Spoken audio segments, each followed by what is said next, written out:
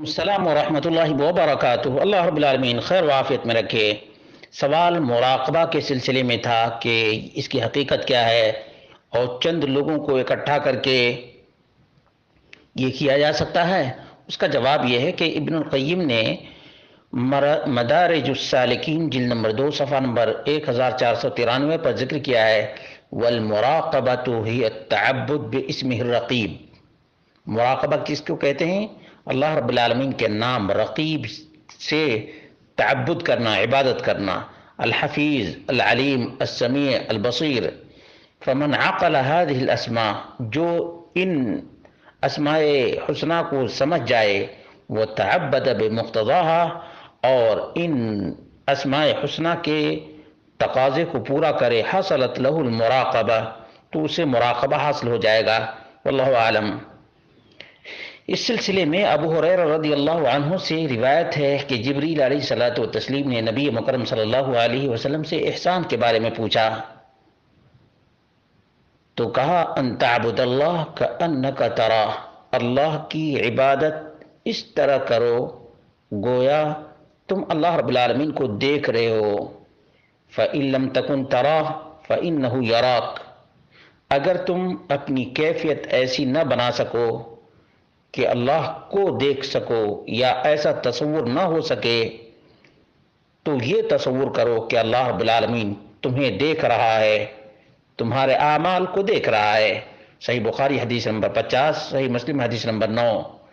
معلوم یہ ہوا کہ یہ لفظ تو قرآن و سنت سے ثابت نہیں ہے، البتہ احسان کی میننگ میں ہے، احسان کی میننگ میں ہے۔ اسی لیے کہتے ہیں کہ المراقبۃ فی ثلاثۃ اشیاء، مراقبہ 3 چیزوں میں کیا جاتا ہے۔ مراقبۃ اللہ فی طاعتہ بالعمل الذی یرضیہ، اللہ رب العالمین کا مراقبہ اس کی اطاعت اور ایسے عمل کر کے جو اللہ کو پسند ہے۔ ومراقبۃ اللہ عند ورود المعصیہ بترکہا، اور اللہ رب العالمین کا مراقبہ اس وقت جب کوئی معصیت کر رہا ہو اور اللہ کے ڈر اور خوف سے اس کو ترک کر دے۔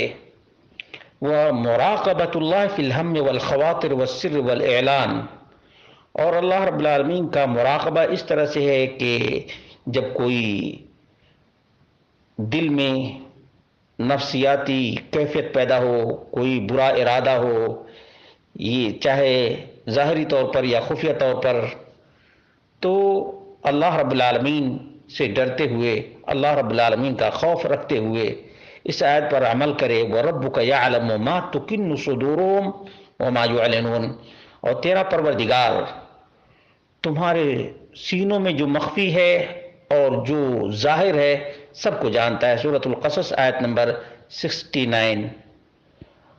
اور معلوم یہ ہوا کہ اللہ رب العالمین کا تصور، اللہ رب العالمین کا ڈر اور اللہ رب العالمین کا خوف دراصل مراقبہ کہلاتا ہے، کہ اللہ رب العالمین دیکھ رہا ہے، اللہ رب العالمین جان رہا ہے۔ لیکن اس کے لیے جو لفظ مراقبہ استعمال کیا جاتا ہے یہ شرعاً وارد نہیں ہے، یہ بعد کی ایجاد ہے۔ اور جو لوگ ٹولی بنا کر، گروپ بنا کر مراقبہ کرتے ہیں، یہ صوفیوں کی ایجاد ہے، کوفیوں کی ایجاد ہے۔ قرآن و سنت میں اس کا کوئی وجود نہیں ہے۔ آنکھیں بند کر کے اور لائٹیں بجھا کر کے اندھیرے میں کچھ لوگ ہو کرتے رہتے ہیں، تو کچھ لوگ اپنے گریبان میں جھکے رہتے ہیں۔ یہ وہ کیفیتیں ہیں جو قرآن و سنت میں وارد نہیں ہیں۔ اس لیے یہ مراقبہ بدعت ہے اور ہر بدعت گمراہی ہے۔ اس لیے مسلمانوں کو ایسے مراقبہ سے بچنا چاہیے۔ آدمی چلتے پھرتے بھی کوئی کام اچھا کرے تو اس لیے کرے کہ اللہ رب العالمین دیکھ رہا ہے۔ کہیں بھی آدمی رہے اس کے دل میں برے خیالات آئیں تو یہ تصور کرے کہ علیم بذات الصدور جان رہا ہے۔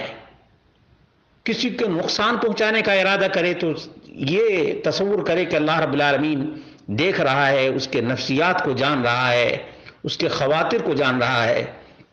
اسی طرح سے جب عبادت کرنے لگے تو اس لیے عبادت کرے کہ اللہ رب العالمین اس کی عبادت کو دیکھ رہا ہے، اس کے عمل کو، اس کے کرتوت کو اور اس کے افعال کو دیکھ رہا ہے۔ اس لیے نہیں کہ لوگوں کو دکھانے کے لیے، لوگوں کو جتلانے کے لیے، لوگوں کو بتلانے کے لیے نہیں، صرف یہ ہے کہ اللہ رب العالمین کی عبادت اللہ تبارک و تعالیٰ کے اوامر کو بجا لا کر اور اللہ کی عبادت نواہی سے رک کر کے اور اللہ تعالیٰ کی عبادت برے خیالات سے اپنے آپ کو کنٹرول کر کے، تو یہ دراصل مراقبہ ہے جس کو احسان کہنا چاہیے۔